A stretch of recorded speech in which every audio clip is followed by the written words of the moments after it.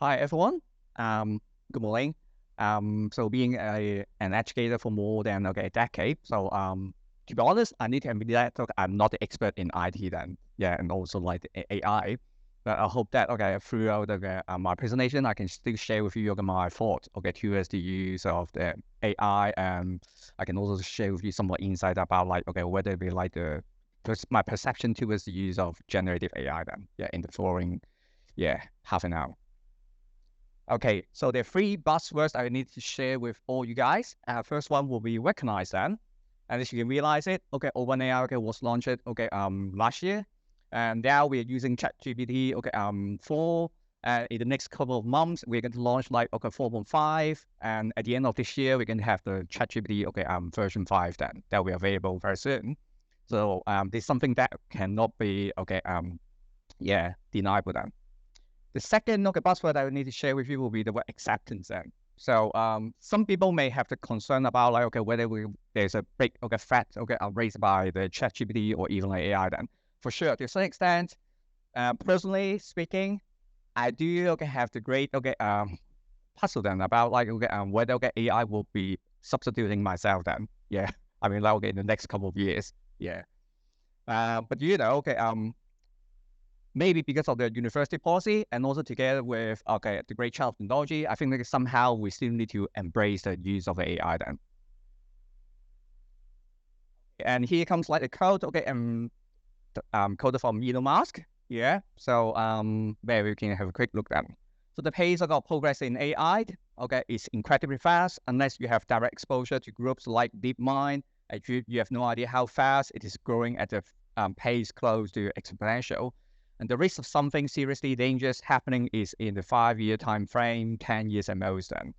Yeah, and just I want to mention to you, a couple of seconds ago, actually ChatGPT, I mean like version 3.5, it's now available, but in the next couple of months then, and then we can have like ChatGPT 4.5 or even ChatGPT 5 version that will be available then. And to be honest, nowadays, if we are using ChatGPT 4, we can actually ask the using the prompt to ask the ChatGPT to help you generate the essay then, or even some other the textual stuff then. But probably maybe once we are going to launch a ChatGPT 5, and then maybe potentially one day, the ChatGPT will also help you to generate maybe the FYP, the dissertation, or even like maybe create a kind of the multimodal stuff then. Okay, so even though we are going to try to think about some of the nice ways that they can avoid students from making kind of the plagiarism, and then maybe it turns out that after a couple of months, and maybe we need to keep on changing maybe the assessment mode, etc. Then. Okay, now I would like to share with you some of the good stuff about the use of AI. So what we can see there from this web page here will be actually Microsoft has already launched a Copilot then. And what you can realize it from here, actually the Copilot will help you to reinvent everything then. So you know that in the past, we can just simply use the Microsoft Word, Excel, or even like PowerPoint, through your desktop, your mobile apps, and so on then. But once we can do embedded the AI into the Copilot then, and then actually the AI will really help you to draft or even make a kind of the editing, summarize, or even like create right alongside them. So definitely, it really depends on what sort of prompts you're going to create. You're going to input to this AI system there, and definitely they will help you to create whatever you want then. And due to time constraint, I really can't go through too much about like how the Copilot will be adopted in the use of Excel and also together with PowerPoint. So maybe I'll just leave you to read them later on then, myself. Okay, now after we talk about some of the good stuff with the use of AI, and to a certain extent, AI also discharges the fascinating with its capabilities. So what we can see that here will be generative AI can produce something that seems to be very fascinating and very impressive outputs, because you know that from time to time when you're going to create when you're going to key in lots of the prompt to the ChatGPT or even an AI system then, and then that will actually produce you lots of the tons of the information that will be created by AI then. But to a certain extent, once you're going to get lots of information from the AI system then, and then maybe to a certain extent, it will distract you from the important work. Maybe you need to know, you need to think about what sort of information that seems to be much more important then. and then maybe it's a kind of the selection process, I would say. And the other one will be quite similar to the first point here, will be the overloading of the idea generation then. So AI definitely will help you to generate fast number of the ideas and possibilities, like maybe brainstorming lots of ideas, giving you lots of the insight about or towards the a certain issue, the topic, and so on. And maybe they will give you lots of different options as well. So that's why ultimately what may happen will be, I'll use the term like decision, paralysis then, right? Somehow, and then it will lead to the distraction and also procrastination then. Okay, the third thing that I would like to talk about here will be, AI will also distract, requirement attention for, tuning and also refinement. So, successful application of generative AI may require significant time and attention to refine or even tune the algorithm to produce the desired outputs, which may draw your focus away from other essential work then. Because you know that nowadays, we need to engage lots of the work commitment, not just simply the teaching, the frontline teaching, but also maybe we need to deal with lots of administrative stuff then. So when we are going to use the AI, to a certain extent, you can say that, we can try to make your life easier then. But don't forget that, maybe, since we've got lots of the information, gathered from the AI system, then we still need to have some time to digest what we've got it from the system. And then maybe we need to think about, how we can proceed, our work then afterwards. Okay, the first thing that you can see here will be, AI will also distract, the intrusive notification and alerts. And generative AI can be programmed to send a notification or even alerts when it detects certain patterns or outputs, which may interrupt your workflow and leading to distraction. Okay, so next, after we talk about some of the things relating to the pros and also a little bit like cons, and I would like to move on to the next part, which is about the danger, right? Or potential risk raised by AI then. And here comes like the cap screen, shot, taken from Times magazine. And actually 3 months ago, there was an open letter, published by some of the AI researchers then saying that, we should try to give ourselves a little pause then for at least 6 months, to train the AI program. Yeah. Because, because of the advancement technology, human definitely need to have the race, with the AI then. Yeah. Not just simply the ChatGbd, but also some other AI software that are available. And to be honest, before I came to DI today, and on the way back to here then, when I search my YouTube stuff on my phone, what I can find out here will be there is a newly launched program. Yeah, I hope that I think it's something what Cindy has mentioned them previously, Gamma, GMMA. Yeah, and it's something that seems to be very stunning then, I would say. And to be honest, in the past, I couldn't imagine that, how I can make a PowerPoint in a nice way. Yeah. But using the Gamma, and definitely, you can try to ask you can ask the AI system to help you to generate everything then, by, simply, inputting, the suitable prompt. And then they will help you to generate not just simply a text, but also together with, the photo, basically everything then can be done, with just a click then. And something that seems to be unbelievable. Okay. And let's go back to the coverage of the open letter then. And actually, what does the open letter to AI labs say then? And what they mention here will be there is a potential risk for propaganda and also disinformation. Yeah, and later on for the next couple of slides, I would like to share with you some of the disinformation that were produced by ChatGbd then afterwards. And to be honest, ChatGbd will be kind of the AI system that will keep on learning, making sort of the deep learning then. So really depends on what's of the input you're like to give it to the AI then, and then to a certain extent they will produce a kind of the biased opinion then. And the automation of tasks that are currently performed by humans, which may result in a massive unemployment. Yeah, and maybe some, maybe you'll get to all of us then, who are now in these room then, public, you may have a kind of the concern then. And the final point here will be the lack of oversight and regulation then. Yeah, because you know that different tertiary institutions or even like different governments all around the world can may have the different regulations then. So we depends on how far away we will accept the use of AI then. Okay, and it comes to the call to action, right? From the taken from the open letter then. So what they suggest here will be we should immediately pause the development of large-scale AI system. And if AI labs, don't, and then the government should step in then. And what they would suggest here will be we should work collaboratively to develop the safety protocols for these systems then, because you know that some people may have the concern about the back end stuff of the AI then. When once you're going to input some of the things through the prompts and what may happen here will be maybe there was some of the privacy concern. Yeah, some of the data, the personal data could be get from the AI system then. Yeah, at the back end. And the next point here will be, we should try to rigorously audit and also oversee these protocols. And definitely the AI developers should work, with lawmakers, quite closely then to see how it goes. Okay, and here comes like another quote, taken from this Sanitaries, of the Future of Life Institute.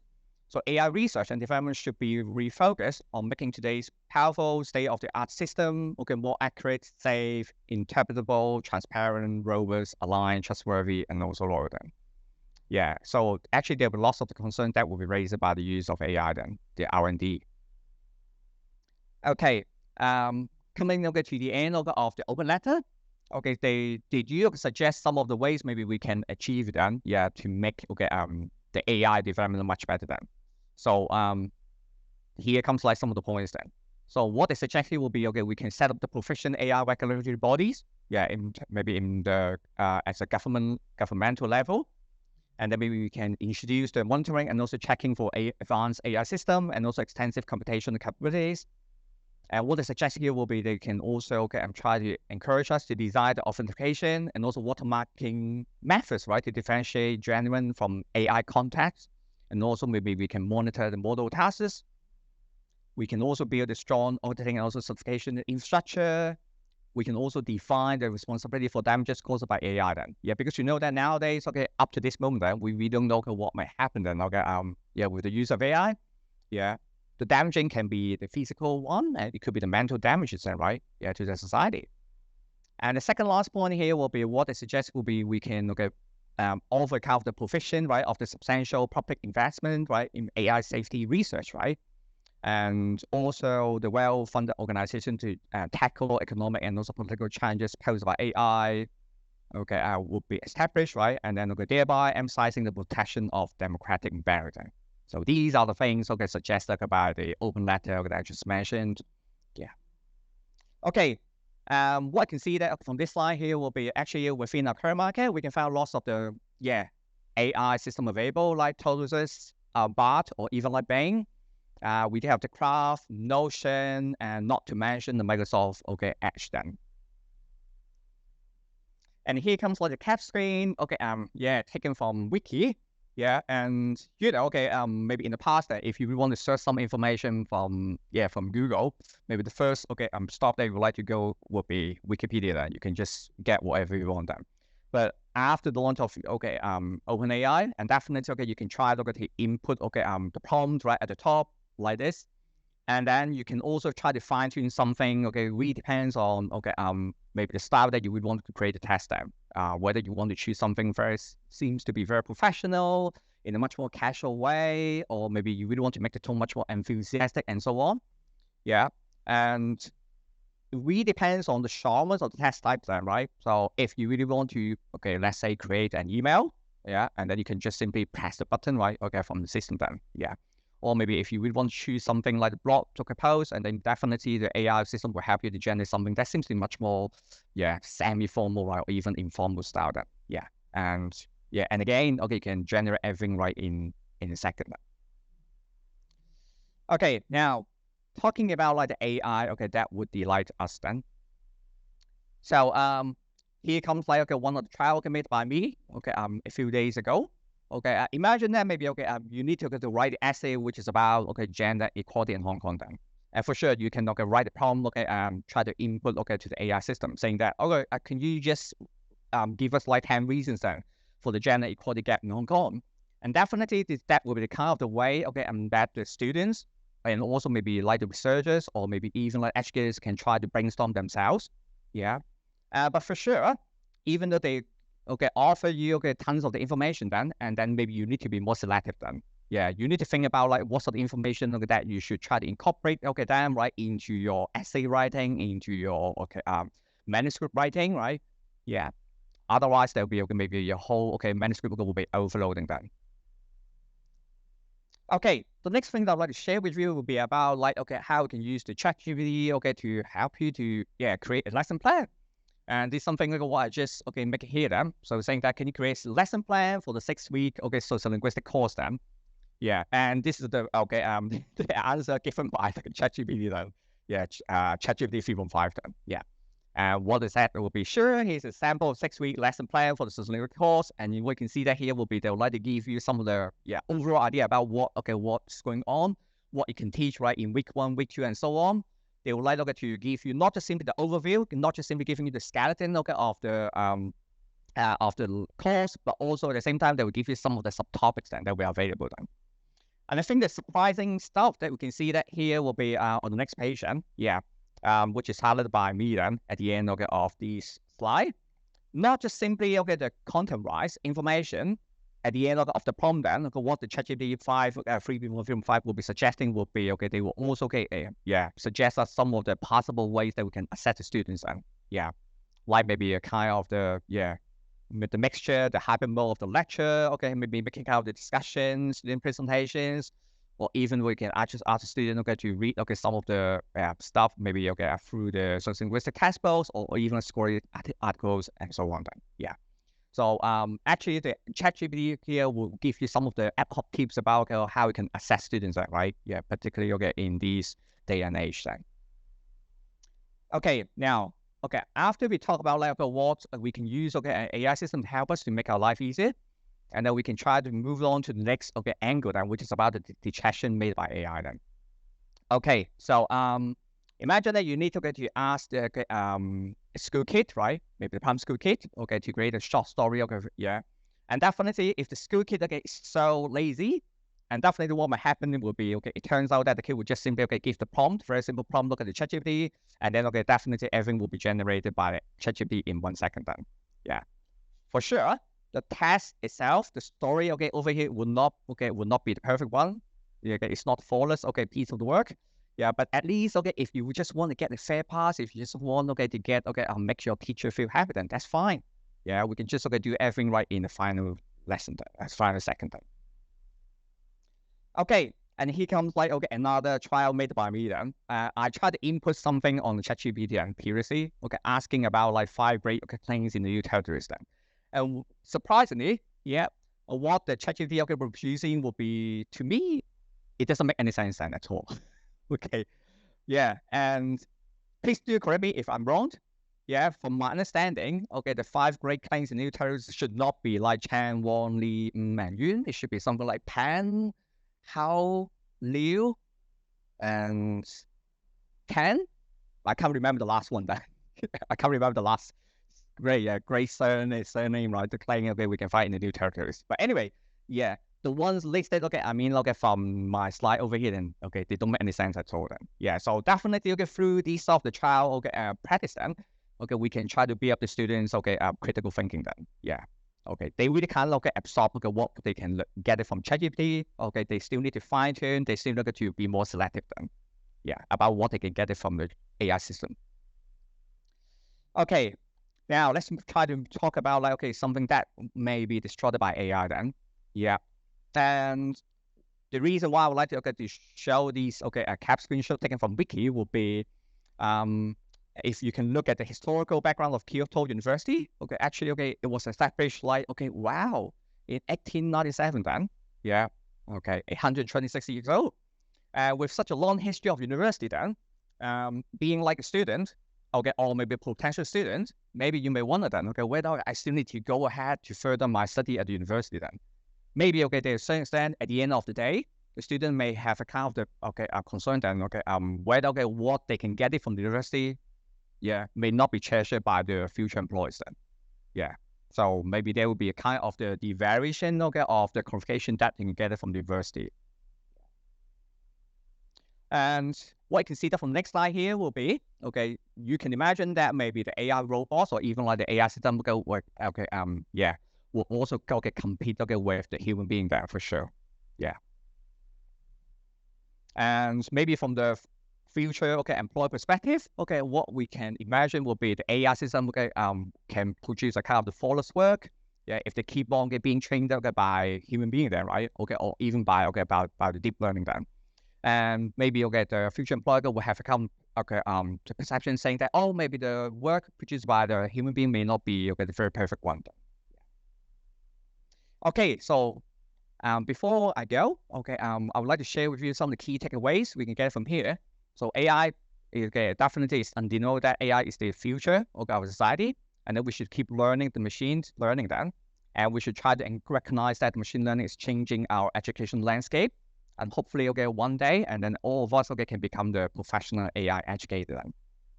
And it comes like, okay, the end of my presentation, and we can see, okay, a quote taken from Dave Waters then. So if people trust AI to drive a car, people will most likely trust AI to do your job then.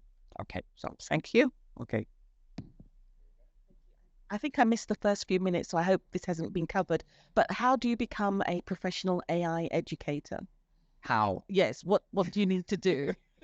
Well, to be honest, just like what I mentioned at the start of the presentation, then, so being like educator for more than a decade, and honestly speaking, okay, I'm still learning AI, yeah, and okay, being like frontline educator, and so I still need to keep on learning AI through, okay, attending some of the workshops, the seminars, or even like webinars, then, yeah, and I can share with you one thing then. A couple of days ago, I attended, okay, one of the webinars, okay, organized by CHK then. And one of the great, okay, professors, Professor David Callis, I don't know whether you can recognize him or not then, and he's a great expert, international expert in assessment then. And what he said, okay, in the webinar will be, okay, he would, okay, he would say that, okay, we should embrace the use of AI then. And he should, okay, ask us, okay, to rethink about the underlying problem, okay, that the student has to use the ChatGbd then, or even AI system. Yeah, so maybe the key, okay, the key concern, okay, then he will raise here will be, you know, that some of the students may have, okay, lots of the work, maybe they were overburdened. So that's why from time to time, they need to use the ChatGPT to help you to finish the last minute job. So if we keep on, okay, using, I mean, like, okay, dealing with, okay, lots of assessment with the students, and then definitely, okay, the problem cannot be solved then. Yeah, so there's something like what, okay, David Callis would suggest us to do then. Yeah. Thank you. Yeah.